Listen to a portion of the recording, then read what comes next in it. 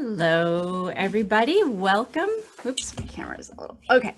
Welcome to our second Q&A call for the Technical Experts Leadership Accelerator. I am thrilled to see we have a few folks on today.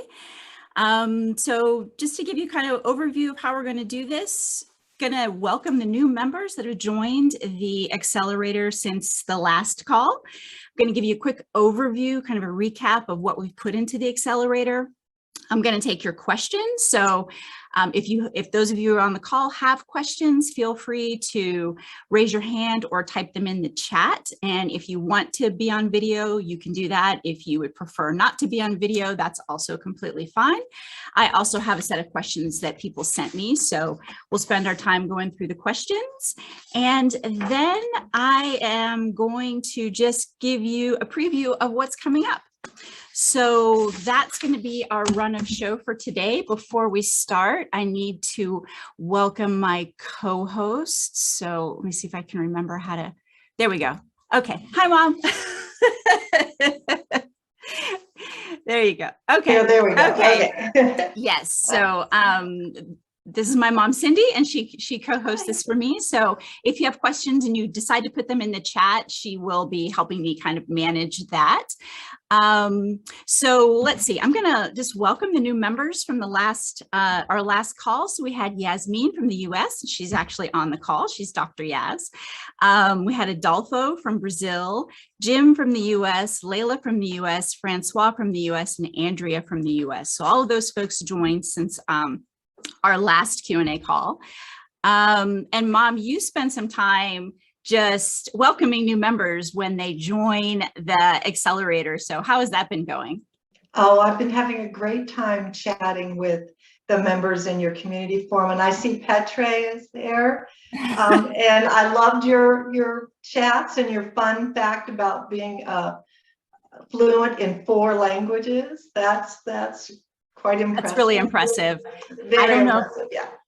I don't know if I put, I don't know. I have one of the conversation starters that I want to do, and I don't know if I already did or not, was talking about what's one thing you wish your brain would do that it doesn't, and mine is languages. You know, I've tried 4 times to learn French, and it has been a miserable failure every time. So Petre, at some point we might have to just get some tips from you on how to actually do languages. So anything else, Mom, going on that you want to mention? Let's see. Well, we had our first frost warning last night. Okay. So I don't know what you can see, but I had to bring the porch plants in. So if it looks like a plant shop, that's why. Okay. Oh, and I wanted to tell you that last week worked on my nurturing my network. Oh, great. Okay. It was just on a social level, though. Okay. So what I did was one of my friends who I'm in a book club with invited me to a luncheon of retired educators. And so I went with her, and I knew most of them, but I met a new person. And then introvert that I was, I asked the event coordinator if she would put me on her list to be notified for the next one. And so she said yes. And so then I will be attending. And there's always a variety of people that show up. So I will see people that I've worked with before and people from other schools that I don't know. So I was nurturing my network. Very good. Yeah, that's great. I mean, I think that getting out of your comfort zone and reaching out and saying, yes, I want to kind of keep going with this is great. And something that we all can be doing, particularly when we're in a new context. I think most of us, there's certain places where we feel comfortable. And then there's other places where it's like, I'm not exactly sure how to navigate this situation. And so that's when it becomes even more important to get out of your comfort zone and reach out and start building relationships. So that's great. Okay, so I know you don't like to be on camera for long, so I'm going to take you off camera. Okay. And now I'm just a real quick overview of what we put into the accelerator over the last month for those of you, just to make sure that you got it, and then we'll move on to the questions. So In the training, I put in something on overcoming imposter syndrome. So it was on my list to do. And sorry, one of the accelerator members said, I'm really interested in that one. So I put that one in there. It's a topic I have mixed feelings about in general, because on the one hand, I know so many people struggle with it, myself included. And I do really feel like I have made a breakthrough myself in managing it. And so that's what I put into the training. But on the other hand, I feel like it's one of those things where it's talked about so much in the literature on social media that I almost feel like people sometimes use it as an excuse not to do anything. And so my hope is that people go through the training and see, one, it's very common and it's normal, and two, it can be managed. So I hope y'all take a look at that and give me some feedback if it's helpful, not helpful. If you like those kinds of trainings, if you want something different, I am always open to feedback. And obviously I take requests. Now I will say I managed to push that one out pretty quickly because I had already done some videos on that before. So I already had those handy. So others that ask me to do requests, I will get to it, but it may not be, within 2 weeks because I may not have it on hand. And then the other thing I put in the accelerator was a resource for tracking projects.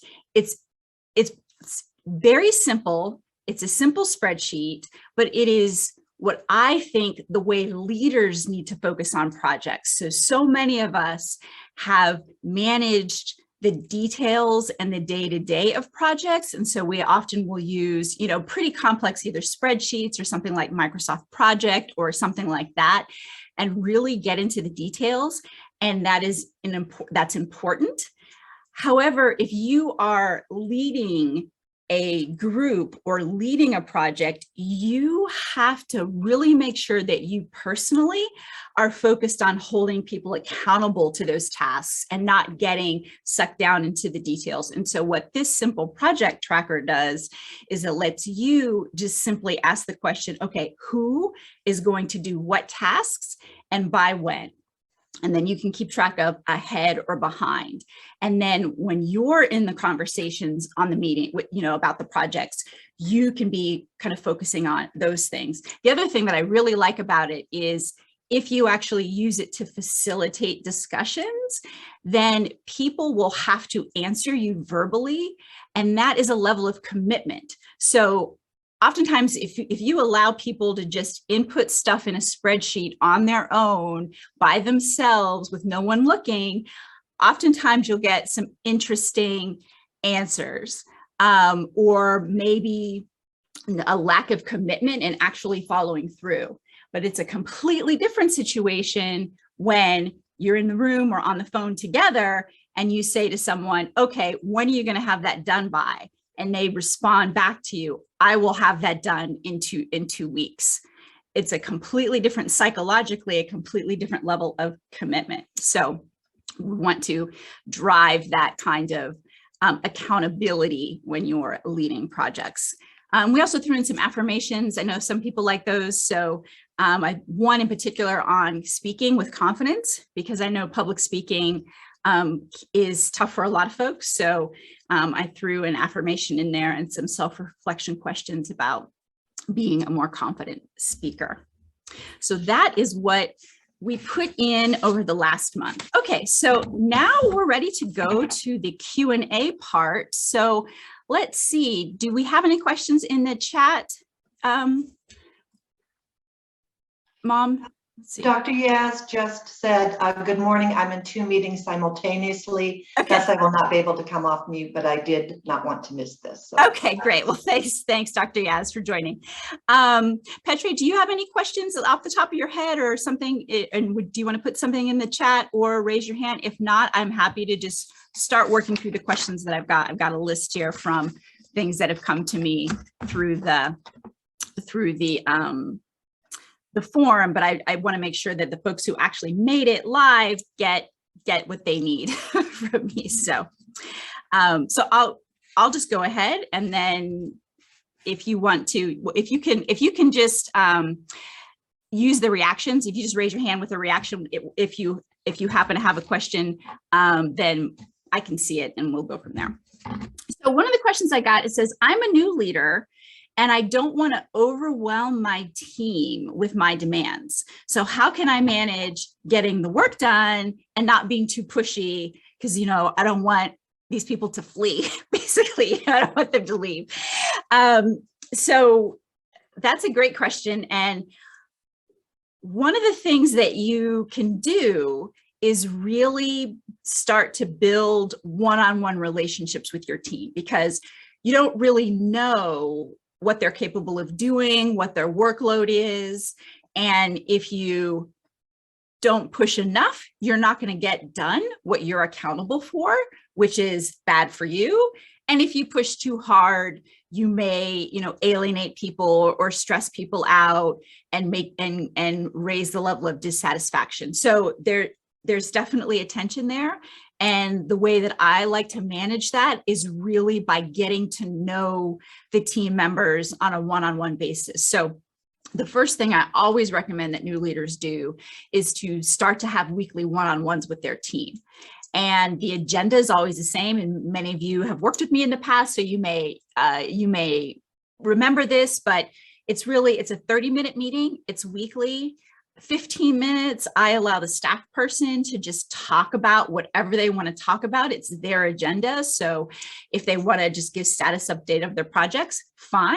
If they want to talk about their family, also fine. They want to talk about their hobbies. It's really for them to just know that I am here to listen to them, to get to know them, etc. And then the other 15 minutes are mine.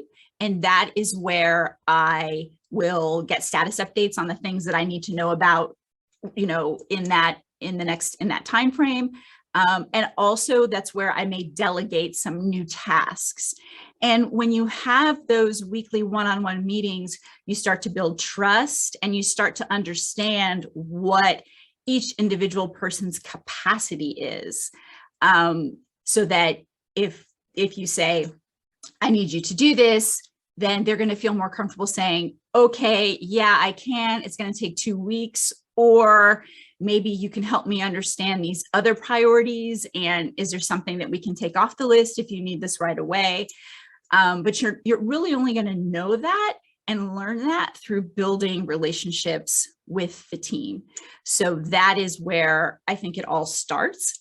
And then the other thing that, if you're kind of nervous to start really asking a lot, one thing you can do is give the team some flexibility on deadlines, if it's possible. So if you have new things that need to be done, maybe, again, depending on what your own prioritization are and the demands you're getting from your own supervisors, maybe you can say, okay, yes, I need to get these things done. It's a lot, but let's talk about deadlines and schedules, and I can be flexible on these two things, but this thing needs to happen right away. So that's another way to give your team some sense of autonomy and a little bit of freedom to look, we're here, we have a job to do, we still have to get things done, but hopefully not overwhelm them so much that they really start to complain and say, hey, you're the new person and you're, the old boss, never asked us to do this stuff, which is probably why the old boss isn't there anymore. But nevertheless, there's some new, there's some change that needs to happen. And by you learning what needs to be done, that will, and what their capacity is, that will help. Next question says, I know that you serve on nonprofit boards. And how can I get on a board? Why, how might that help your career? So this question is maybe a North American focused question, because I know we've got members from Europe and South America as well. And I have not participated on nonprofit boards. I'm not exactly sure if they have the same system. So just bear with me that this answer is very much geared toward the types of nonprofits that I'm quite familiar with, which is US based. But I think that that Canada works in a similar way. So the first part of my answer is, I have found so much fulfillment in working on nonprofit boards, not just like personal feel-good kind of fulfillment, but real job satisfaction and skills development by working on a nonprofit board.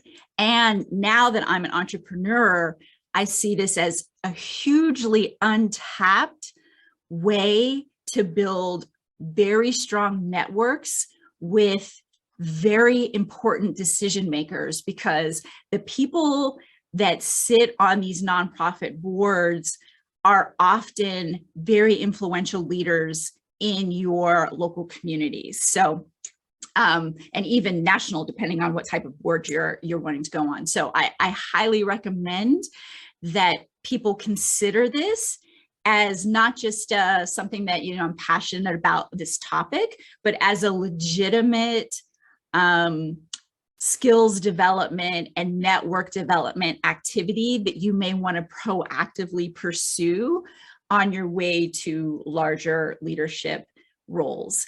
The other thing, and this is especially true if you're kind of mid-career. So mid-career, there's kind of a slump typically. I think most of you on this call, you're having some success and you have this positive trajectory, and then there's a plateau that happens at some point, in pretty much everyone's career. And the wonderful thing about nonprofits is that they are just amazed by the skills that you bring. And they're just so grateful that you're helping them, that you will really, I think, get a lot of sort of praise, but not in a hokey way, but in a real kind of like, oh yeah, I actually do know what I'm doing. I actually am good at these things that sometimes you may not always get from your job. So I'm pro nonprofit board. Okay, so then the question is, how do you get in? And this is where, I do challenge my nonprofit board colleagues and the CEOs that I work with, because they don't always make it easy. And there is definitely a perception that the boards are only the senior, basically old rich people. That's sort of like the perception of how these boards get filled. But that's not actually the case at all. In reality, nonprofit boards, just like all organizations, have this succession plan and skills matrix that they need to fill. And while the senior wealthy people fill the fundraising skill, gap that they need, there's operations, there's HR, there's maintenance. If they have facilities, there's, leadership development. All of those things are needed inside nonprofit boards. And so that's where people like you and I can come in and really play a huge role. So there's 3 ways. I'm on 3 nonprofit boards, and I got into each one of them a different way. So I'm going to kind of describe these 3 ways that I think make it easy to get in. And then honestly, once you're in one, you are now in the network of nonprofits, and you can easily get into other ones if you really wanted to. So the first way is actually to have your company place you on a board. So that's how I got on my first nonprofit, and Alcoa put me in this nonprofit. So, large companies have a philanthropic arm. They are typically donating small or even large sums of money in the communities that they serve, just to be a good steward of business. And oftentimes they want to put leaders from the company on the board because they know it's a good leadership development opportunity for their people. And it gets them either, even more entrenched in the local community, and it looks good for them. So if you are seriously, interested in a nonprofit board, the first place I would look is to see if where you are currently employed is donating to any boards and is willing to just make an introduction and see if there's a place to go. And I said, that's how I got on the Boys and Girls Clubs locally here in Tennessee, where I live. It's a really big board. It's like one of the top 3 most influential boards in our county. And so it's been a huge benefit for me to sit on that board, and Alcoa just put me in it. And then once I got in, I realized, okay, this is how I fit in their skills matrix. And then I started figuring out how to do it. So the second way is if you can start by volunteering with a certain nonprofit. So if there's a a topic that you're personally really passionate about, you can do some volunteer work for them. And then once they see you, maybe after 6 months of really consistently sharing their mission through your volunteer work, then you can just raise your hand and say, hey, I'm really interested in taking my service to the next level. And so that's when you start having those conversations about getting, further into their own leadership. Some of them have, mid-level advisory boards that might be smaller and local or on a specific topic. And then they have what are called the corporate boards, which are responsible for really managing and advising the CEO. They're much more like a board of directors at a corporation. So, it may be a year that you work your way through volunteering for 6 months on an advisory board for 6 months. And then that next thing, you're on their corporate board. That's a very reasonable way to do that. And that's how I got on the board of the Knoxville Entrepreneur Center, which is another hugely influential board. And really, particularly now that I'm an entrepreneur myself, really great to be on. I just knocked on their door. So actually, it was funny. I came out of MIT thinking I knew everything I was an expert in entrepreneurship because I had studied it. And I knocked on their door and was like, can I mentor? And they were like, sure. And I was thinking I was going to teach them something. And then it turns out that they already knew it. Turns out people who actually have been entrepreneurs already knew all that stuff. But there were still some things I could help with. And then I mentored for about 6 months. And then they asked me to join the board. I said, I can't because I'm moving to France. But the second I came back to the US, they're like, hey, are you ready? Can you join our board? And I joined the board. So, and then the third way is really through networking. And so I'm also on a board of a local nonprofit that is a children's science center. And it was just somebody that I knew who was the executive director at the time. She had actually, I didn't know her. I met her through the Entrepreneur Center. And then she was like, hey, are you interested in joining our board? So you potentially network with people either already in your network or as you start doing service, but kind of once you get known as being somebody that serves in that way, then people will be banging on your doors constantly. I mean, I'm constantly getting asked to join boards. So those are the 3 ways: get your company to put you in, volunteer your way in, or network your way in. And then once you do that, you can go from there. And as I said, they've been hugely fulfilling for me, both personally in the type of service, but also really helping me expand my network to some very influential people in my community. So highly recommend it. Okay, now I'm thinking about getting my MBA. What should I consider? So this is it often is a top. Oh, Mom, you have a question. Dr. Yaz has a question. Oh, okay, great. Go ahead. What's the question? In the chat. Yeah. She said, I feel like I am viewed as a more impactful leader external from my company and not as much internally. Mm-hmm. How do I leverage my external involvement and influence, serving on advisory councils, chairing national events, mentoring, etc., to get promoted within my company? Okay, that's a great question. So the first thing that I think is really important is that your company knows how what you're doing externally benefits them.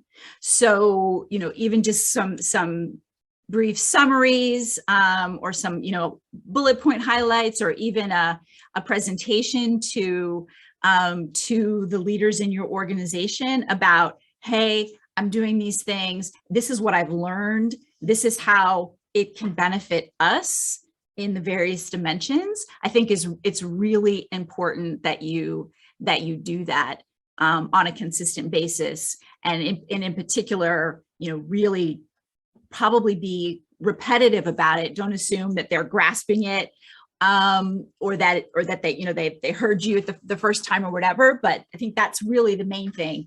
The first thing is making sure, oh, okay, she's doing these things and she's bringing her learnings back to benefit us. The other thing is the networking piece. And I'm trying to figure out the best way to explain this, but it's just a reality and a lot of people don't like it, but the more prominent and well-respected you are in the circles that your leaders care about, the more they will start to respect you. It's just sort of it's a halo effect. I know sometimes it can feel like, well, I'm here in this organization, you guys see me doing all this work, you should just directly respect me. And I agree, they should. But sometimes there's an added benefit of being seen by others as respected. And so I would also, if you have social media, or if you're in pictures, if you're getting awards, I would make sure that your leadership is seeing those things and seeing that you are being recognized for your work outside of the organization. Particularly if there are organizations that your leadership also respect. So those are the two main things. Make sure they know, and you're constantly bringing the learnings back in. And then second, just being aware of this kind of halo effect of respect and influence. And so don't shy away from sharing, name dropping, sharing, sharing pictures of you with other influential people. Those can be things that are recognized by your organization and can bring additional benefits to you. So I hope that helps. And if you need me to follow up on that, you can just, add more in the chat there. Let's see. So where am I? Oh, MBA. Okay. Getting an MBA as a technical person can be a very powerful thing to do. And so I did that. I have a PhD in a technical field. And then when I was about 17 years in, I had hit that plateau. So I went back and got an MBA. And it was very beneficial for me, but not in the way that I think a lot of people expect this MBA to work. And so what I want to describe for you is like the class that I was in, we were all mid-career because it's an executive MBA. And so people don't go and get an MBA because they're super happy, right? Everybody who was in some sort of state of unrest in their career. And lots of folks, decided to be entrepreneurs, which makes sense. At MIT, it's a huge entrepreneurial, epicenter of entrepreneurship on the East Coast. And some people were doing it because they wanted to leave their current location, which ended up being what I did. And so it was very beneficial for getting credentials and getting the network to be able to leave my current organization. So if that's something you're interested in, absolutely. Entrepreneurship, absolutely. The part that is tricky are the people who go and get an MBA because they expect to get a promotion inside of their organization. And here's the thing, organizations do not just automatically see you differently because you now have an MBA. They do not automatically think, oh, this person has more business acumen now, therefore I'm going to promote them into a leadership role. That's not how it works. Most organizations don't even notice or think, yeah, that's nice, but it's all theoretical. And so that's where I tell folks to really take a step and pause before you do this, because if you are getting an MBA because you are expecting that to result in a promotion, it is not an automatic thing to happen. And so what you need to do if you're interested in getting an MBA is really talk with your organization and see their willingness to promote you either while you're getting an MBA or immediately after. You need to negotiate that up front, because so many of my classmates were really disappointed that here they are, got into MIT, got an MBA, and there was no difference from their organization. Their organization didn't, I mean, even some of the organizations that were paying for it didn't view them any differently. But there were some who, you know, their companies were like, yeah, we're going to send you to get your MBA. This is going to be the role that you're going to get as soon as you get the MBA. And, you know, you can do it from there. So I would just urge you to really be clear on that point. Otherwise, you're going to be disappointed. You're going to spend a lot of money and a lot of time. It's a 2-year time commitment doing something for potentially no benefit. Now, the other piece I want to just say is, you know, if you think you want to do this for leaving your current role, then I would really suggest you do some analysis of job descriptions first, because not all jobs require an MBA. Sometimes it's a nice to have. But if they're really not going to require it, then again, you don't need to invest the time and money to do something. So it would be to your benefit to kind of think through, okay, what kind of jobs am I interested in? Getting on a place like LinkedIn or Indeed, or other job search, boards, and actually reading the job descriptions and seeing if an MBA is a requirement.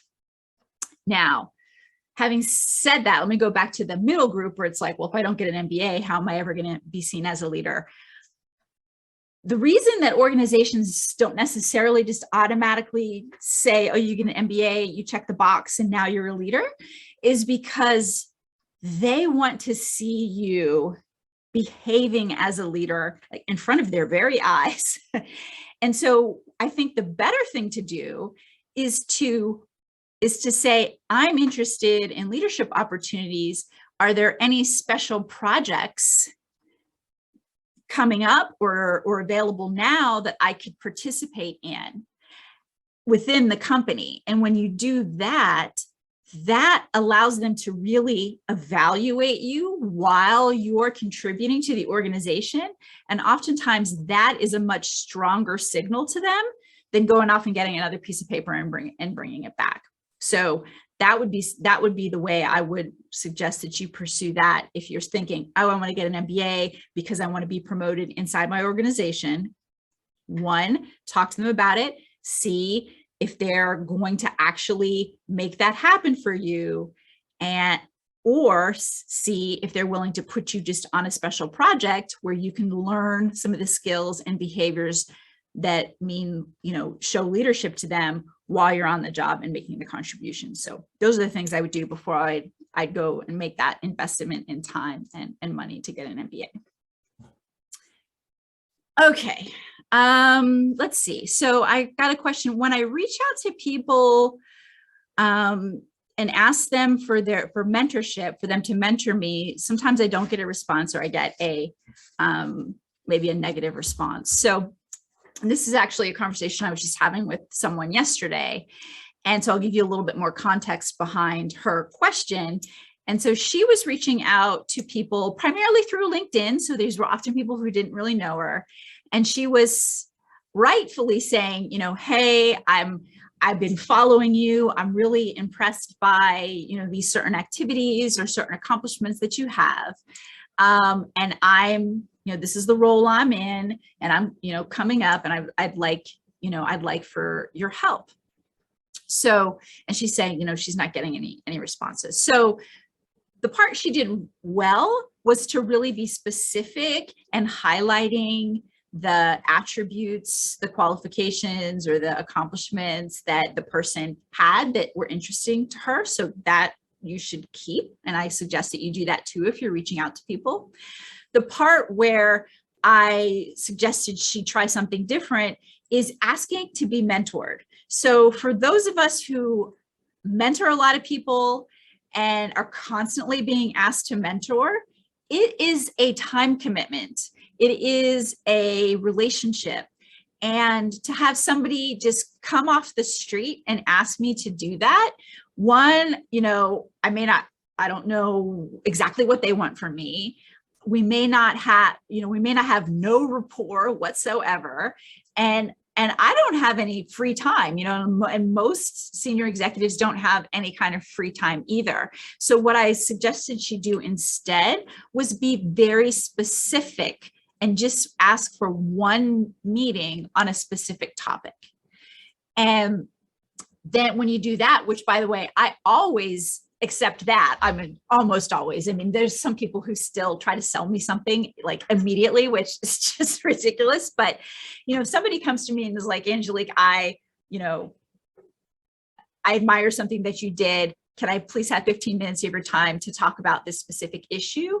I can always make time for that. It may not be in the next week or so, but typically I can make that happen. So when you're really specific, that's going to increase your likelihood of getting someone to meet with you. And then even though in your mind, you're like, I hope this turns into a long-term mentorship relationship, in their mind, it's kind of a low risk thing. And then in that first meeting, you can try to build some rapport and then ask for a follow-up. And then I would say after, if you get a positive response on that, after about 3 of those, that's probably enough for the leader to know, okay, this person's serious. They really are, they're actually following my advice. So you need to follow their advice. They're serious about their career trajectory. And now I'm more willing to spend more time with them and actually, have some sort of recurring relationship. But just at the outset, it's really too big of an ask, particularly if we don't know you. The other way to potentially improve your chances of getting someone to say yes is if you can get a referral. So if somebody already knows them and, if like your boss can recommend this mentorship or something like that, that's another way to kind of improve your chances. But just kind of a cold LinkedIn message asking for somebody to be your mentor is a little bit too big of a request. But a short meeting on a specific topic, a lot of senior leaders will say yes to that. A lot of senior leaders make time for that because they know that that those are the types of things that people are asking for. So, okay, let's see. It says, I'm an individual contributor and I want to be seen as a leader. Where do I start? So the main thing with technical individual contributors that I think is sort of like the one shift that really helps is understanding that leaders have to optimize for a lot more factors than just the technically correct answer. So when you're a technical individual contributor, typically, you get kind of very narrow defined scope. You solve that problem, you come up with the best answer, you make a recommendation, and that's, that's the main component. You may have other, people working on the project that you have to manage, those sorts of things, but it's kind of it's a little bit more of a narrow scope. And general managers and higher level leaders have to manage a lot more stakeholders. And so one of the things that I know for me has always been like, okay, this person's leadership material is when they express awareness of some of those other factors. So, understanding sale, you don't have to understand this deeply because it's not your area of expertise, but you have to understand that it exists and that there are factors that need to be taken into consideration. Things like sales and marketing, things like safety, things like HR, things like legal, all of those other functions that organizations have to deal with. And so even just asking questions about, if somebody gives you a scope, a problem with the scope and saying, and typically you would just say, okay, what are the technical parameters I have to deal with? Even just asking questions like, oh, is there anybody in sales and marketing that I need to touch base with to get their input? Or, are there any potential legal implications for this problem? Are there any, potential safety questions that come up, or regulatory, whatever those other components are in your industry? Even just asking some very basic questions like that, it shows leadership that you're thinking beyond your narrow scope. So that's the first thing. The second thing is to, read the documents that the leadership are reading and writing. And if you can even kind of ask even more sophisticated questions about, okay, well, and signal that you've read these things. Okay, well, I read in the, in our last quarterly report, whatever, how does, this initiative relate back to that? Again, that's showing, oh, okay, this person cares about the broader organization and not just this narrow thing. And those are leadership indicators. The other thing so those are about the topics and the logistics and things like that of the organization. The other thing for me that has always been a big leadership indicator is knowing that people recognize and care about other people. So if you're on a project and there's a team, anytime you can highlight an accomplishment from one of your other team members, that's a signal. Okay, this is leadership material, because they're not just only trying to make themselves look good. They're caring about, the rest of the team members. So, yeah, so those are, I think, the main things shifting from individual contributor to leadership. Let's see. Okay. Sometimes I'm asked to do things at work that I don't agree with. What should I do? So, this is one of those conflicts, right? We get into these conflicts and it's like, what do I do? And so first of all, you have to check in with yourself and really know, okay, is this something that is really abnormal? Like, is this outside of the boundaries of normal business? Or is it inside the boundaries of normal business and I'm just like uncomfortable with it? And why might you be uncomfortable with it? And kind of think through that, and I think, maybe an example, I'll just use a specific example just because it might help. I did not get a specific example in the question as it was posed to me, but something like, you have to lay people off. Okay. That's a very challenging thing to have to do as a leader. And a lot of people can get very upset by this idea that you might have to lay people off. It's probably somebody somebody you care about. You may know, it's going to create a huge hardship for them.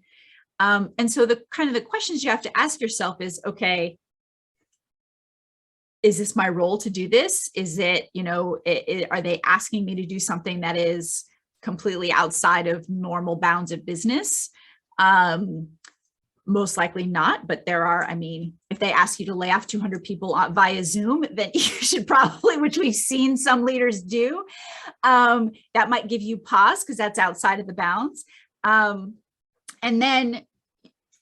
But you have to think through this for yourself. And is this something that I'm willing to raise my hand and say, no, I'm not going to do this? And what would be the consequences for you? And think through that.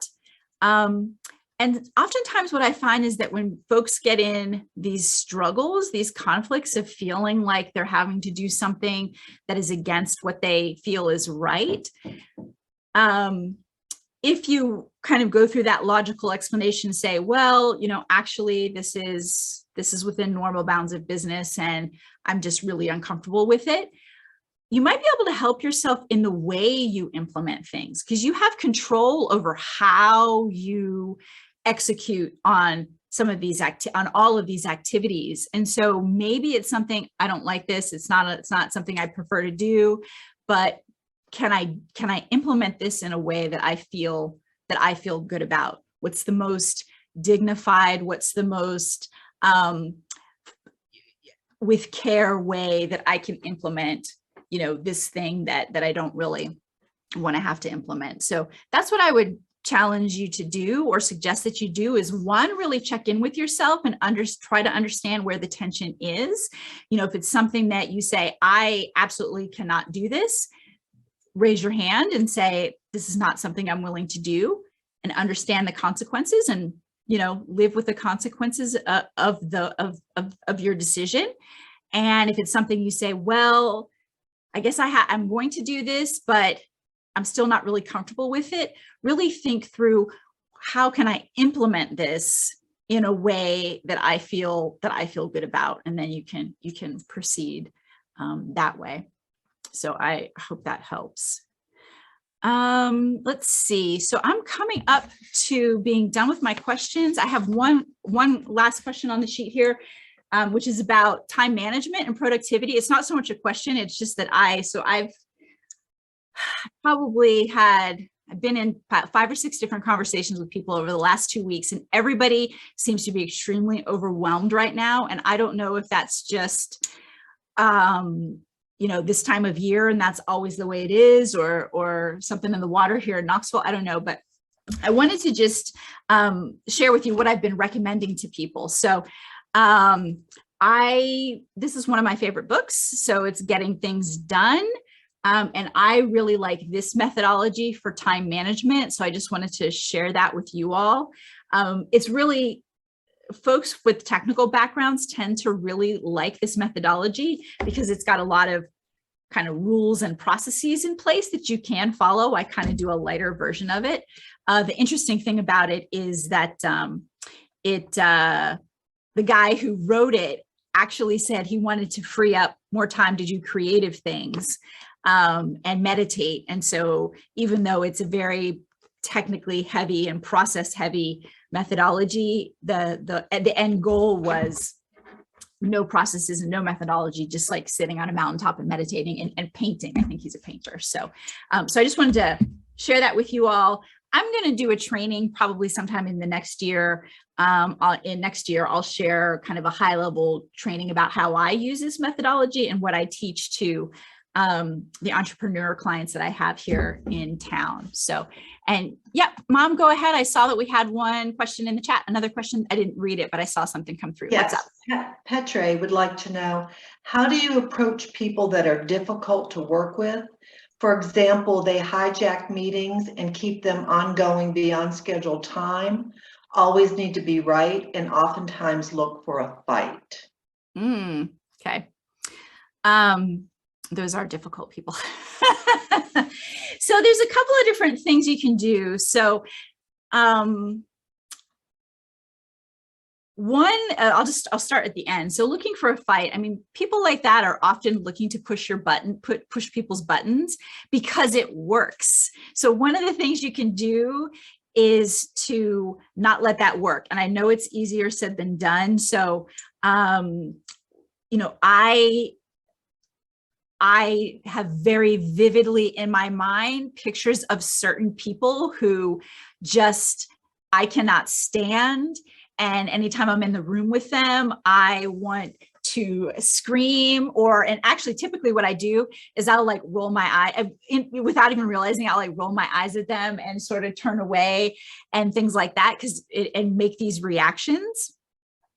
And people see it, right? So people recognize that I'm getting flustered. And so what I started to do was really prepare in advance for some situations with those people. So Petre, if there's specific people, like, I mean, like, I'm sure there probably are, you don't have to tell me, you don't have to tell me who they are. I may or may not know them. But if it's specific people, then I do think you have the advantage of saying, okay, I know I'm about to go into the meeting with this person. Just take a couple deep breaths, maybe even write on the top of your notebook, okay, I'm going to take a deep breath when this jerk does the jerky thing they always do, right? So that's one thing, is first kind of try to get your own composure, so that you can get through and that you're not being a distraction through your reactions. So that's kind of, I think, step one. Step two, and it really, the strategies after that start to depend on a little bit on whether or not this person is the leader of these discussions, in which case you may have to just sort of live with it, or in terms of running over time and things like that, or not. So certainly you potentially could have the opportunity to just leave and say you have another meeting to go to, and and I don't know how well that would work in that situation. No. Okay, you're shaking your head no. Okay. Maybe offer to facilitate if it's like they're just bad time managers. I don't know, maybe you could offer to just help facilitate the meeting, be the timekeeper if they even have a timekeeper. I don't know, because that's something you could maybe propose to say, hey, sometimes these meetings have been going over. I'd be happy to help keep the time if that would be helpful. And even something like that could also just plant in that person's mind, oh yeah, you're right. Let me pay attention to this time, because without really knowing the root cause of why these meetings are going over, they might just be poor time managers. But just kind of raising your hand and saying, hey, would this be helpful to you if I helped, keep the timekeeper for the meeting? In terms of looking for a fight, without a little bit more detail on exactly what they're doing, it's hard to say. If you don't mind, you could just show me by your head, but do you feel like, is it like just you and you want to have maybe you need to have a one-on-one conversation with this person, or are they sort of generally just horrible? In which case,